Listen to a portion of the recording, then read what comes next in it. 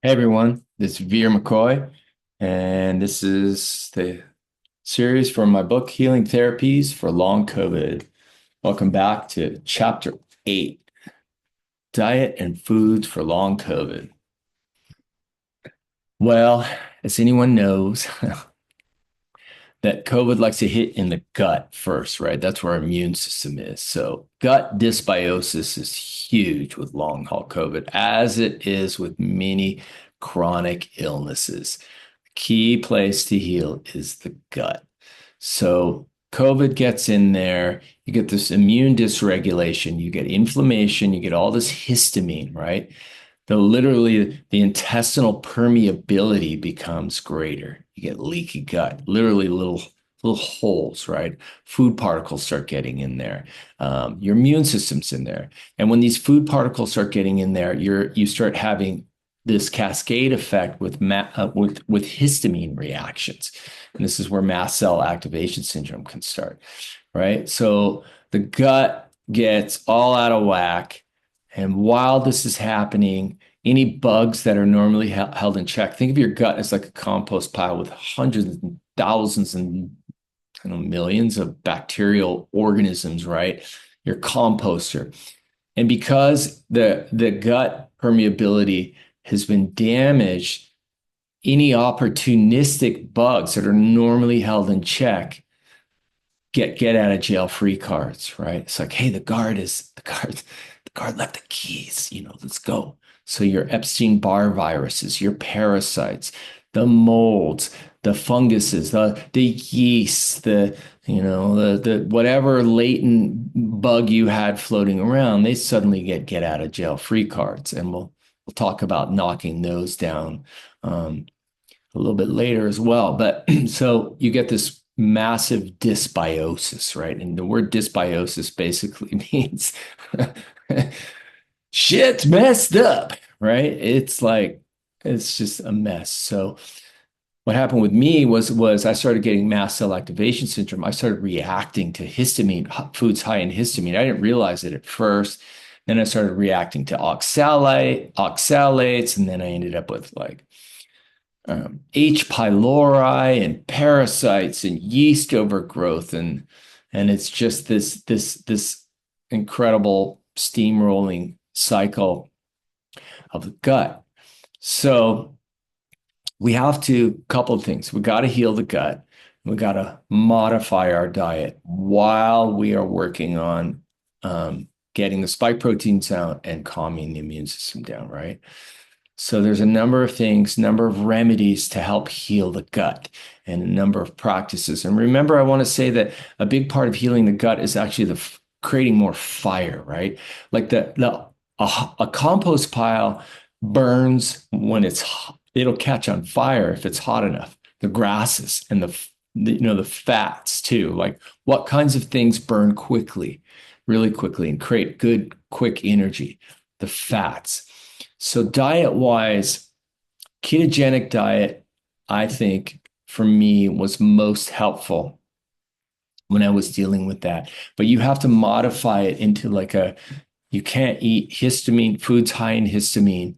And there's a bunch of lists on that. But I started reacting to then I started reacting to things like eggplants. I was clearly getting symptoms after I ate eggplants. It's like, well, what's wrong with eggplants? Oxalates, and some people even react to salicylates.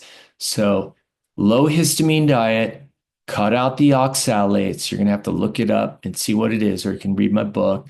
And maybe even salicylates, or all that stuff is contributing to this histamine process. So we want to eat as low of histamine as possible. So what does that look like? Uh, um, Things like we don't think about meats, right? That have been sitting out in shelves and counters, like at the grocery store. Those are actually very high in histamine, like ground hamburger is the worst because it's sitting out so long, the bacterial count goes up, right? Those things are high in histamine. Fermented foods, which are normally good for your gut, like kimchi and all that. None of that works when you're dealing with mast cell activation syndrome or leaky gut, right? And this is where you can trust your intuition a lot. A lot of what I did was I kept feeling into my gut, like, what do you need? What do you need? So I'm going to give you kind of the number one foods that really were most helpful for me. Clearly, you got to avoid, so you're avoiding his foods high in histamine and oxalates, right? And you can look at lists of those. There's tons of lists on those. Um, the best foods, oils, right? The fats and oils are really key. And that's why I say ketogenic leaning seems to be the best. And I did cut out all carbohydrates and all grains at first, and I'll explain what happened later. So the oils, right? Oils and fats, the good oils, the olive oils, the omega 3s. There's some really crummy oils out there, like you want to be aware of omega 6s, right? MCT oils, coconut oil, evening primrose oil, black currant oil, black cumin seed oil, Nigella sativa. Those are great oils at also dampening inflammation. Sea buckthorn oil is another great one. Walnut oil, mustard oil, macadamia oil. And then fats like ghee. Ghee is great because I'm lactose intolerant. Ghee was really great. It doesn't have as much lactose. You can also get like lactose-free kefirs now, right? Check those out. Buttermilk, sips of other kinds of milk if you can't do lactose, maybe goat's milk, pork fat. Pork fat was huge. I kept seeing in my stomach, and my stomach wanted pork. It wanted pigs. And I originally I was vegan for 12 years. And the first time I started getting these downloads of my body wanting to eat pork, I was disgusted. But you got to trust that process, right? Be grateful for the animals you're eating. That's a huge part of it. Be grateful. See it as medicine. Um, Cacao butter, colostrum, raw milk. Raw milk really helped me. You got to be careful though. You got to get it clean because raw milk can have a lot of, higher bacterial count and can throw your body off even worse. But that worked for me. Try goat's milk. Try raw goat's milk. Bone broths. Mm, bone broths. You want as much vitamins as minerals and as possible. On the fruits, the blueberries, blackberries, green apples, sort of these low sugar fruits, except for pomegranates and also watermelon and cantaloupe. I kept having images for those. And there's something in watermelon and cantaloupe that really feeds your good flora in your gut, I believe. So those really work for me. Again, you got to trust your intuition. Nuts, walnuts and Brazil nuts. You got to be careful of the nuts. The veggies, the onions. Onions are great, right, in bringing down histamine. Garlic. Watch out for broccoli or cauliflower. Those are high. I reacted to those. The best greens, arugula, just lots of arugula. Spinach, I reacted to high oxalates. Celery, um, carrots, sometimes, depending on the sugar content, there's a lot of sugar in them. The only grain that I was eating because I kept having hits on it was oats. And there's something about oats as like a prebiotic. Not only is it great fiber, but there's something about oats just really being a good bed for all your good flora. So that was my one exception. There was times when I didn't eat any oats at all. The beans you got to be careful of. White beans and kidney beans work for me.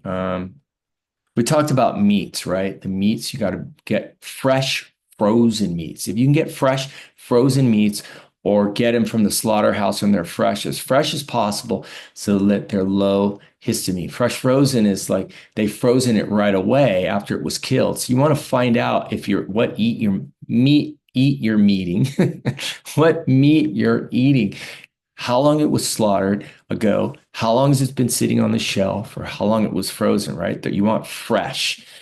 Man, I can't tell you how many times I would eat like a hamburger and my symptoms would go ballistic. It was horrible. Eggs, be careful. I would do one egg a day. Alcohol. So we're going to come back to this, but alcohol is interesting. I kept having images of specific types of alcohol. And I couldn't figure out what it was. And I found this really great science on alcohol at low amounts can actually help clean out the limbic system, right? It can clean out the trash. I mean, we think of like some people are like, yeah, I don't get sick. I just drink a thing of whiskey and I'm fine. Well, alcohol, kills bacteria. It's an antiseptic, right? So it can also help clean out the lymphatic system, I found, in lower amounts. So what I would do is that if you're not reacting to it and drink really clean alcohols like organic, low sulfite wines or mezcal is really clean, right? Tequila is pretty clean. Like you gotta find the right alcohols that are super clean. And I would just have one or two drinks every other day, every couple days, right? It was helpful. And fasting we talked about, right? We talked about fasting. You got to keep your blood glucose down. You got to keep your sugars down because with long COVID, blood glucose goes through the roof. It's because of hormone disruption. So you got to keep all that down. So low sugars, if hardly any. And again, this is what I ate. You're going to have to decide on your own what's working for you, right? You're going to have to go in there and intuitively figure out what foods you need to eat. So meanwhile, where you're doing all this dietary stuff, we want to focus on healing the gut, right? What are some of the best remedies to heal the gut? We talked about it. Colostrum or IgG, immunomodulation in the gut is huge. Another one for helping pull and tighten up those junctions is called butyrate, Butyrate. Butyrate affects a protein called zonulin. Zonulin is this protein that gets out of whack when you have leaky gut syndrome, right? So it helps tighten. You want to tighten those junctions, right? What else might soothe the gut? Aloes. The aloes are really good, right? Mucilaginous foods, marshmallow root, slippery elm, maybe a little psyllium. Those things that sort of soothe and help, remucify the gut is what we're looking for. And with long COVID, usually that's what we're seeing is these like cracked, like guts with holes in them, right? There's a number of other medicines too that help tighten those the gut barrier. But butyrate is one of my favorites. That's a really great one. And I did a whole protocol on healing the gut, which I'll do a whole session on that we can check later. All right, everybody. Thanks for joining.